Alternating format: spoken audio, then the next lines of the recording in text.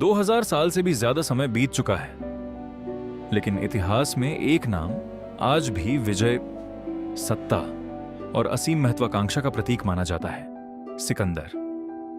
सिर्फ 20 साल की उम्र में वह राजा बना और अगले कुछ वर्षों में उसकी सेना यूनान से निकलकर मिस्र, फारस, मध्य एशिया और भारत तक पहुंच गई। उसने अपने समय के सबसे शक्तिशाली साम्राज्यों में से एक फारसी साम्राज्य को पराजित कर दिया। विशाल सेनाएं उसका रास्ता नहीं रोक पाईं, मजबूत किले उसके सामने गिरते गए, राजा उसके सामने हारते गए, और हर जीत के साथ सिकंदर को लगने लगा कि शायद दुनिया में ऐसी कोई सीमा नहीं जिसे वह पार नहीं कर सकता। फिर वह भारत पहुंचा। यहां उसने राजा पोरस और उनकी युद्ध हाथियों वाली सेना का सामना किया। युद्ध कठिन था, लेकिन सिकंदर एक बार फिर विजयी रहा और फिर उसने आदेश दिया, आगे बढ़ो। लेकिन इस बार उसकी सेना अपनी जगह से नहीं हिली। वर्षों से उसके साथ दुनिया जीतते आ रहे सैनिकों ने पहली बार अपने राजा से कह दिया, बस अब हम आगे नहीं जाएंगे। जिस सिकंदर को फारस नहीं रोक पाया, जिसे डेरियस नहीं रोक पाया, जिसे पोरस नहीं रोक पाए, उसे आखिरकार रोक दिया उसके अपने सैनिकों ने। लेकिन कहानी यहीं खत्म नहीं हुई। भारत से लौटने के कुछ ही समय बाद, सिर्फ 32 साल की उम्र में दुनिया जीतने निकला यह राजा अचानक मर गया। और उसकी मृत्यु होते ही जिस साम्राज्य को बनाने में उसने अपना पूरा जीवन लगा दिया था, उसी साम्राज्य के लिए उसके अपने सेनापति एक दूसरे के खिलाफ खड़े होने लगे। आखिर एक 20 साल का लड़का इतनी तेजी से दुनिया के सबसे शक्तिशाली विजेताओं में से एक कैसे बन गया? वह हर जीत के बाद रुकने के बजाय और आगे क्यों बढ़ता गया? और सबसे बड़ा सवाल, क्या सिकंदर वास्तव में दुनिया को जीत रहा था या धीरे धीरे उसकी अपनी महत्वाकांक्षा उसे जीत रही थी? इस कहानी की शुरुआत होती है एक ऐसे राजकुमार से जिसके लिए शायद एक राज्य कभी पर्याप्त था नहीं। 20 साल का राजा 356 ईसा पूर्व, मकदूनिया। यहीं जन्म हुआ अलेक्जेंडर का, जिसे हम भारत में सिकंदर के नाम से जानते हैं। उसके पिता फिलिप द्वितीय मकदूनिया के राजा थे।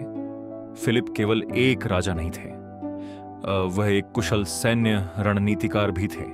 उन्होंने मकदूनिया की सेना को बदल दिया था। लंबी सरिसा भालों से लैस अनुशासित फालैंक्स, शक्तिशाली घुड़सवार और युद्ध भूमि पर अलग अलग सैन्य टुकड़ियों को एक साथ इस्तेमाल करने की प्रभावी रणनीति। यानी सिकंदर को भविष्य में केवल एक सिंहासन नहीं मिलने वाला था, उसे एक तैयार युद्ध मशीन भी मिलने वाली थी।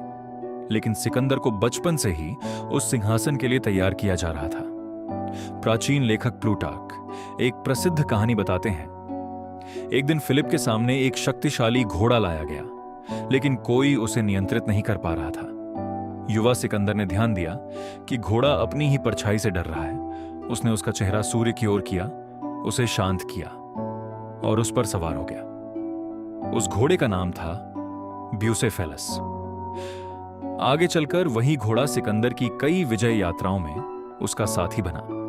कहा जाता है कि सिकंदर की शिक्षा के लिए महान यूनानी दार्शनिक अरस्तु को भी नियुक्त किया गया था, लेकिन उसकी असली परीक्षा किताबों में नहीं होने वाली थी, वह युद्ध भूमि पर होने वाली थी। सिर्फ 16 साल की उम्र में जब फिलिप एक सैन्य अभियान पर गए, सिकंदर को शासन की जिम्मेदारी दी गई और कुछ वर्षों बाद कैरोनिया के युद्ध में उसने अपने पिता के साथ युद्ध भूमि पर महत्वपूर्ण भूमिका निभाई। ऐसा लग रहा था कि फिलिप अपने बेटे को धीरे धीरे भविष्य का राजा बना रहे हैं, लेकिन फिर सब कुछ एक ही पल में बदल गया। 336 ईसा पूर्व एक सार्वजनिक समारोह, फिलिप द्वितीय लोगों के बीच प्रवेश कर रहे थे और अचानक उनके ही एक अंगरक्षक ने उनकी हत्या कर दी। मकदूनिया का शक्तिशाली राजा मर चुका था और अब सिंहासन पर बैठने वाला था सिर्फ 20 साल का सिकंदर। उसके दुश्मनों को लगा यही मौका है। एक युवा राजा, अस्थिर सत्ता, चारों ओर विरोधी, लेकिन उन्होंने सिकंदर को कम आंका था। उसने तेजी से अपनी सत्ता मजबूत की, विद्रोहों को कठोरता से दबाया और बहुत कम समय में यह स्पष्ट कर दिया कि फिलिप की मृत्यु के बाद मकदूनिया कमजोर नहीं हुआ है। अब उसके पास एक शक्तिशाली सेना थी, एक सुरक्षित सिंहासन था और सामने था उसके पिता का अधूरा सपना, फारस। लेकिन जिस साम्राज्य को सिकंदर चुनौती देने जा रहा था वह मकदूनिया से कई गुना बड़ा था, और अगर सिकंदर हारता तो उसकी दुनिया जीतने की कहानी शुरू होने से पहले ही खत्म हो जाती। एक साम्राज्य के खिलाफ 334 ईसा पूर्व सिकंदर अपनी सेना के साथ एशिया में प्रवेश कर चुका था। उसके सामने था फारसी साम्राज्य, अपार धन, विशाल भूभाग और एक ऐसी शक्ति जिसने लंबे समय तक एशिया के बड़े हिस्से पर शासन किया था। सिकंदर की पहली बड़ी परीक्षा ग्रैनिक्स नदी के पास हुई। उसकी सेना विजयी रही, लेकिन यह जीत केवल दरवाजा खोल रही थी, क्योंकि अब फारस का राजा डेरियस तृतीय स्वयं सिकंदर के सामने आने वाला था। 333 ईसा पूर्व इस्सस।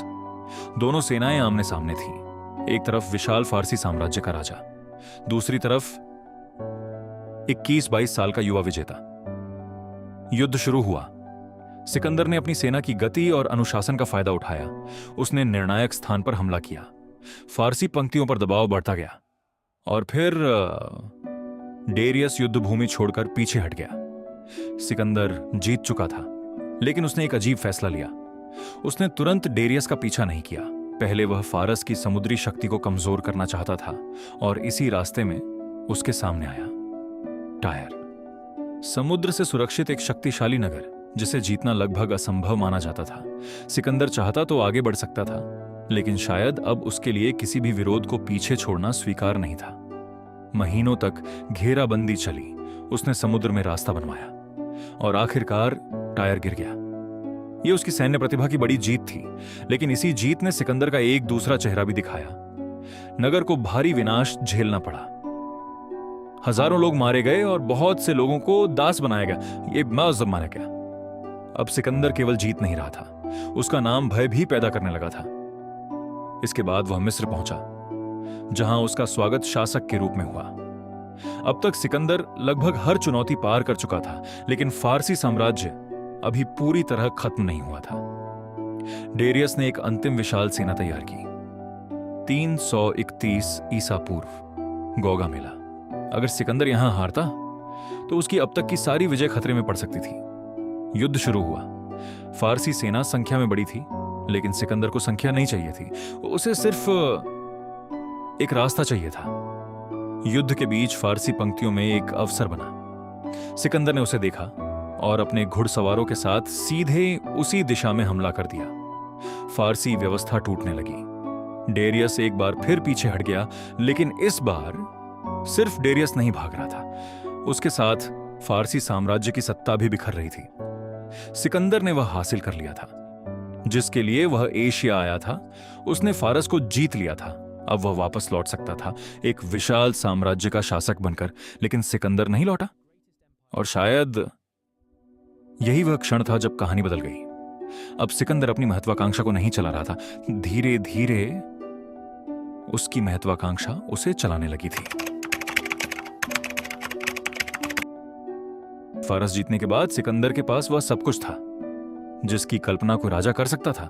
धन, सत्ता, सेना और एक विशाल साम्राज्य।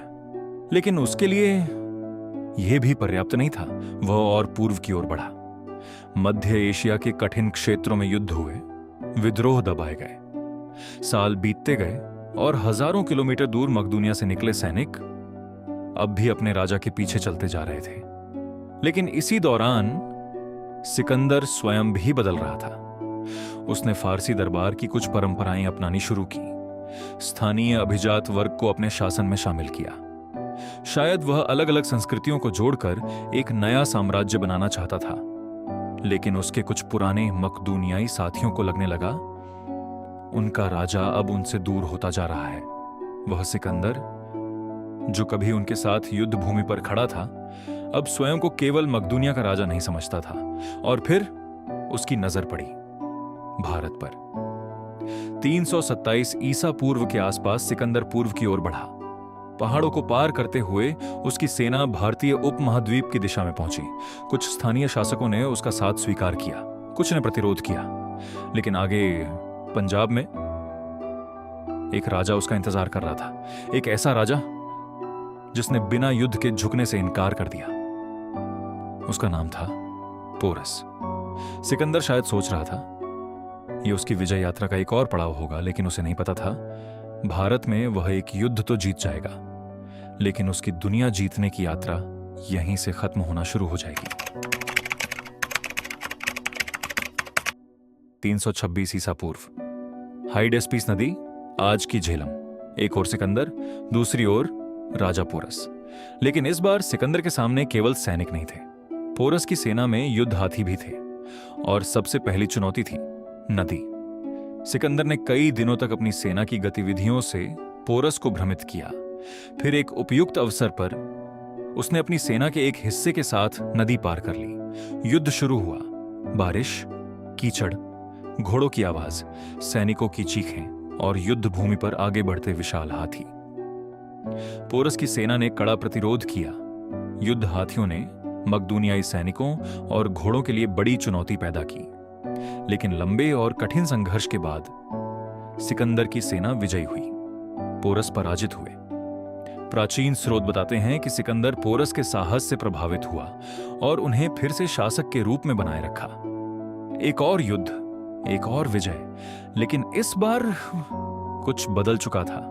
सिकंदर आगे बढ़ना चाहता था और पूर्व की ओर, शायद गंगा के मैदानों की दिशा में, उसने अपने सैनिकों को आगे बढ़ने के लिए कहा, लेकिन वे अपनी जगह खड़े रहे। ये वही सैनिक थे जिन्होंने उसके साथ फारस को हराया था।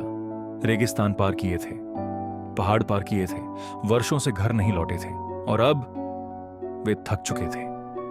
उन्हें आगे और शक्तिशाली राज्यों और बड़ी सेनाओं की खबरें मिल रही थीं। हाइफेसिस नदी, आज की ब्यास नदी के पास, उन्होंने अपने राजा से कह दिया नहीं। सिकंदर ने उन्हें मनाने की कोशिश की। वह इंतजार करता रहा। शायद उसे विश्वास था कि हमेशा की तरह इस बार भी उसकी इच्छा ही अंतिम होगी, लेकिन इस बार कोई आगे नहीं बढ़ा, और उस क्षण दुनिया के सबसे शक्तिशाली विजेताओं में से एक को एक ऐसी सच्चाई स्वीकार करनी पड़ी जिसे शायद वह कभी स्वीकार नहीं करना चाहता था। उसके साम्राज्य की सीमा किसी नक्शे ने तय नहीं की थी, उसे तय किया था उसके थके हुए सैनिकों ने। सिकंदर को पीछे मुड़ना पड़ा। वह भारत में युद्ध नहीं हारा था, लेकिन उसकी विजय यात्रा यहीं समाप्त हो चुकी थी। फिर भी एक चीज अभी समाप्त नहीं हुई थी, उसकी महत्वाकांक्षा, और शायद इसीलिए वह घर लौटकर भी घर लौटने वाला नहीं था। आखिरी अभियान जो कभी शुरू नहीं हुआ। भारत से वापसी कठिन थी, सेना थकी हुई थी। लंबे रास्तों और कठिन अभियानों ने भारी कीमत वसूली। आखिरकार सिकंदर पश्चिम की ओर लौटते हुए बाबिलोन पहुंचा। अब उसके पास एक विशाल साम्राज्य था।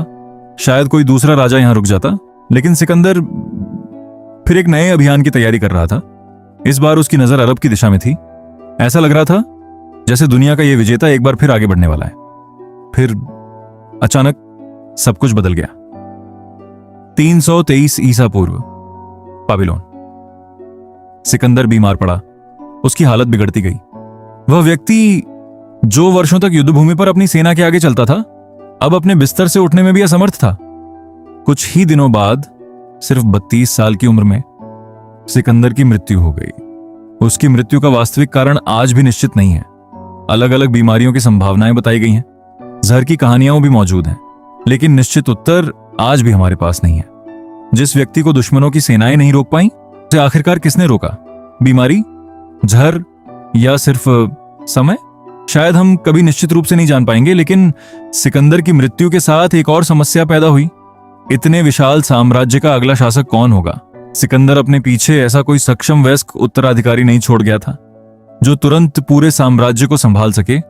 और फिर वही हुआ जिसका शायद सिकंदर ने कभी सपना भी नहीं देखा होगा। उसके अपने सेनापति सत्ता के लिए एक दूसरे के खिलाफ खड़े हो गए। युद्ध शुरू हुए, साम्राज्य बंटने लगा। जिस दुनिया को सिकंदर ने एक साम्राज्य में जोड़ने की कोशिश की थी, उसके जाते ही वही दुनिया टुकड़ों में बंटने लगी। सिकंदर ने युद्ध जीतने की तैयारी पूरी जिंदगी की थी, लेकिन शायद उसने कभी यह तैयारी नहीं की कि उसके बाद क्या होगा। कितनी दुनिया पर्याप्त थी? सिर्फ 32 साल, लगभग 12 वर्षों का शासन और एक ऐसा अभियान जिसने प्राचीन दुनिया का नक्शा बदल दिया। सिकंदर की विजय के बाद यूनानी और मकदूनियाई प्रभाव दूर दूर तक फैला। अलग अलग संस्कृतियां एक दूसरे के संपर्क में आईं। और एक नई हेलेनिस्टिक दुनिया का जन्म हुआ। लेकिन हर विजय की एक कीमत थी, युद्ध, विनाश, हजारों लोगों की मृत्यु और एक ऐसी महत्वाकांक्षा जिसकी कोई सीमा दिखाई नहीं देती थी। सिकंदर ने फारस को हराया, राजाओं को हराया, सेनाओं को हराया। उसने उस समय की झांत दुनिया के एक विशाल हिस्से को जीत लिया। लेकिन शायद एक चीज थी जिसे वे कभी नहीं जीत पाया, अपनी महत्वाकांक्षा। क्योंकि फारस जीतने के बाद भी वह नहीं रुका, भारत पहुंचने के बाद भी वह नहीं रुका, और जब उसकी अपनी सेना ने उसे वापस लौटने पर मजबूर कर दिया, तब भी वह एक नए अभियान की तैयारी कर रहा था। इतिहास उसे सिकंदर महान कहता है, और शायद वह वास्तव में इतिहास के सबसे असाधारण सैन्य विजेताओं में से एक था। लेकिन उसकी कहानी अपने पीछे एक सवाल छोड़ जाती है, एक ऐसा सवाल जिसका जवाब सिकंदर शायद खुद भी नहीं दे पाया। दुनिया जीतने निकले एक इंसान के लिए कितनी दुनिया पर्याप्त होती है? शायद सिकंदर के लिए कभी भी पर्याप्त नहीं थी, और यही उसकी सबसे बड़ी ताकत भी थी, और शायद उसकी सबसे बड़ी त्रासदी भी।